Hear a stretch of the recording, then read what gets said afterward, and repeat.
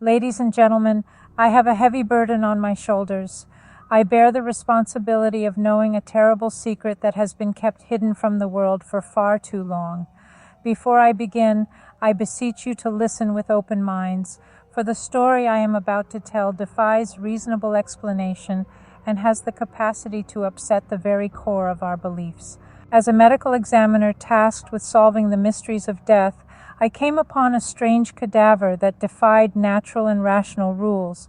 Nonetheless, the government went to considerable measures to keep the corpse, the location, my name, and even the institution where I worked hidden. They knew that any hint of my identification would be used as a weapon to quiet and suppress the revelation that lay within my grasp. This case, my dear listeners, was unlike anything I had ever seen. Its essence was veiled in mystery. The body in front of me was more than just a lifeless vessel. I am putting everything on the line in order to uncover the truth to you. Let me warn you, my friends, what you'll hear is dangerous, and the implications of my statements could be catastrophic, but I cannot, in good conscience, keep this reality hidden any longer. Brace yourselves, because the story I'm about to tell will call into question everything you thought you knew, and the powers that be have worked hard to keep it concealed. As previously said, I work as a medical examiner. When someone dies, my role is to research the cause of death. It's similar to playing detective, but with a medical edge. It's up to me to determine out what happened when someone dies unexpectedly or under strange circumstances.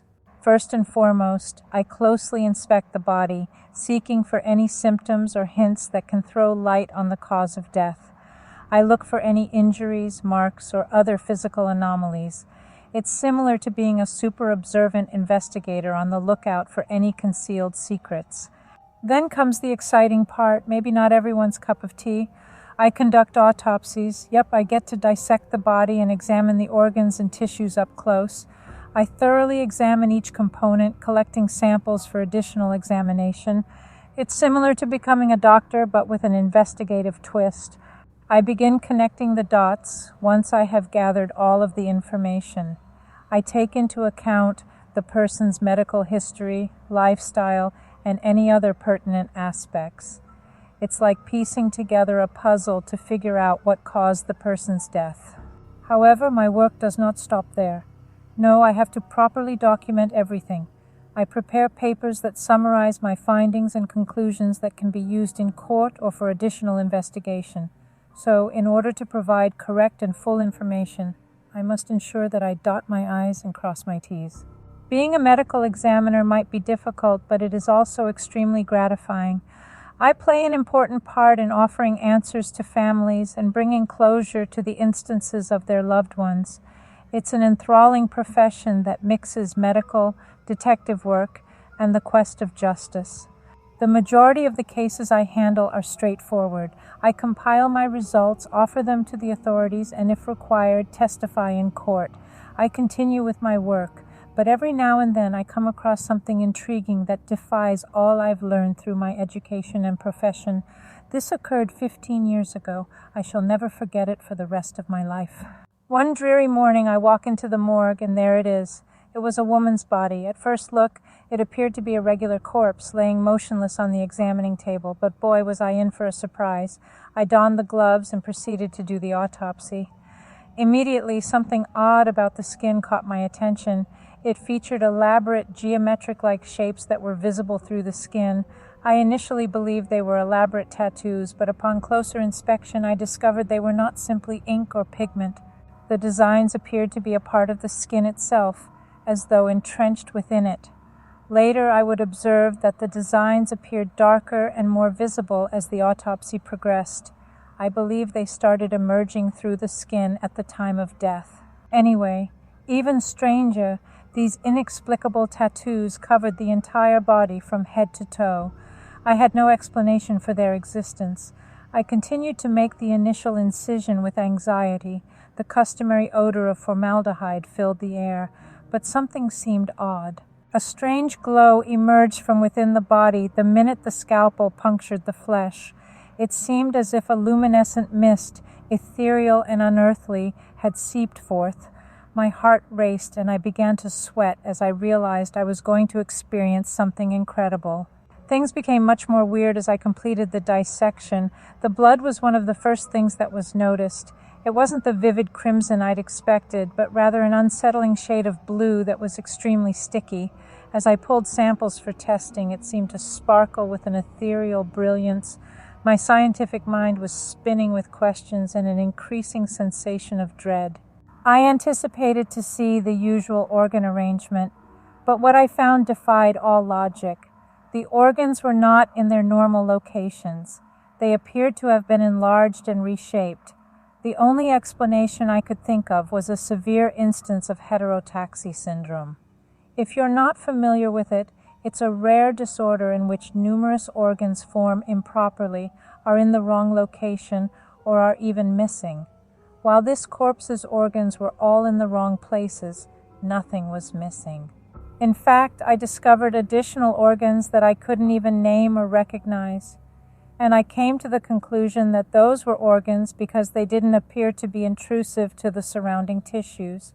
They were also linked to the cardiovascular system, neurons, and other systems. I just didn't know what they were for. Furthermore, the organs looked to have a peculiar vitality outside of the body. They appeared to have sprung to life after being detached from the body. The heart beat inexorably. Its chambers seemed to expand and compress almost sentiently, as if it desired to expose the mysteries contained within. The lungs writhed and undulated in my hands as I cautiously pulled them from the abdominal cavity. Their normally spongy texture became a throbbing tangle of gossamer-like strands. They generated a subtle musical hum that seemed to resonate with an unseen cosmic energy and echoed throughout the sterile space. Normally a strong and powerful organ, the liver appeared translucent and shimmering. It glistened with a rainbow of bright colors that shifted and swirled. Each lobe appeared to have a complex network of glowing pathways, as if it were a heavenly map leading wayward souls through the universe. The most unnerving of all appeared to be the brain.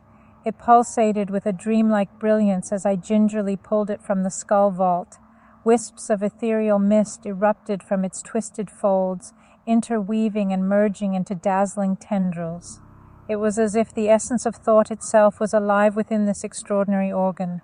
Throughout the autopsy, the tissues displayed unearthly behavior that violated natural laws.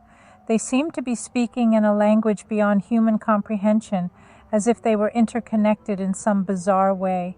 The organs appeared to have sentience or consciousness that lasted beyond death. Nonetheless, I couldn't figure out why there was a dead body for me to examine and how this person died. But it soon became apparent to me that it was by accident that this body was found, and no one was meant to see it, at least none of us mere mortals.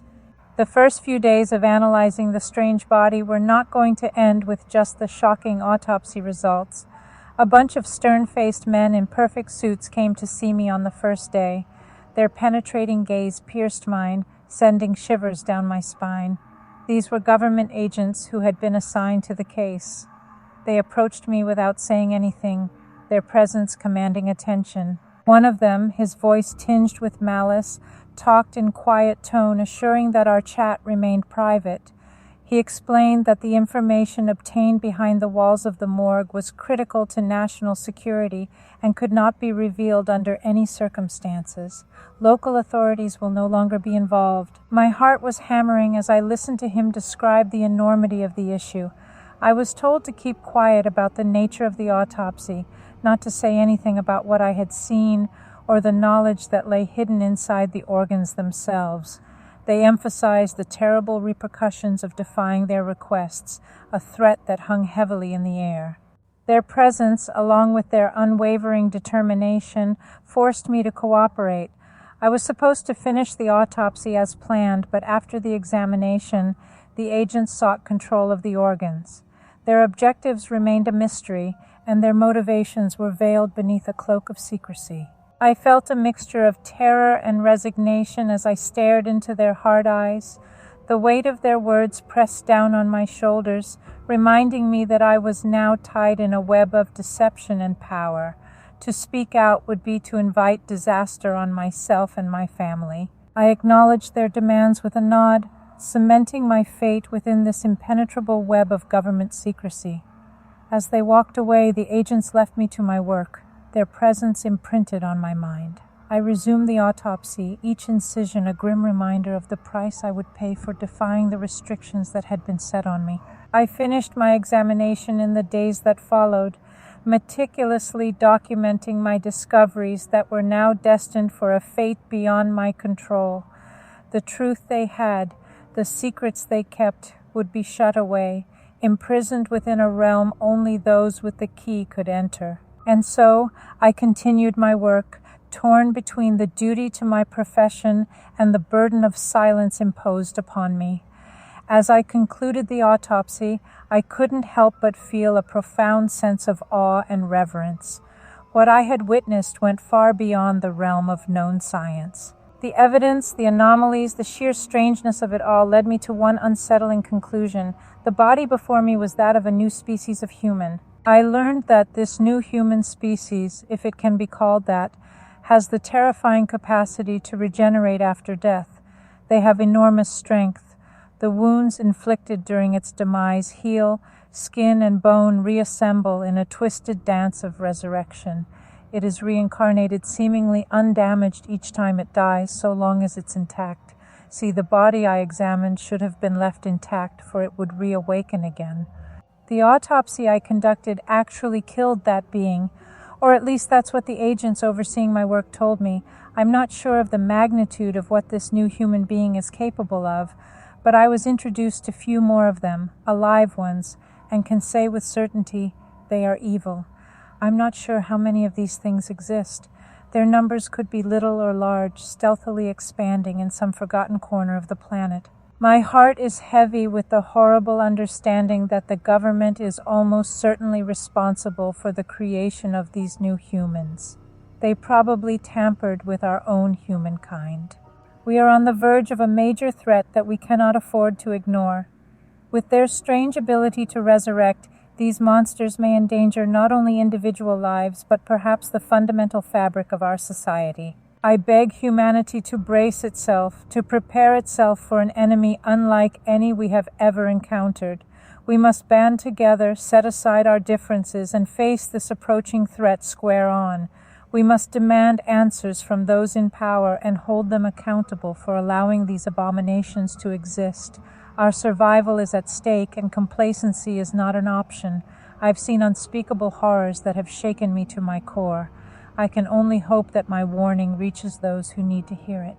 The ability to overcome adversity is critical to humanity's future. Humanity's future rests on our ability to rise beyond the shadow that looms over us. Only then can we expect to survive.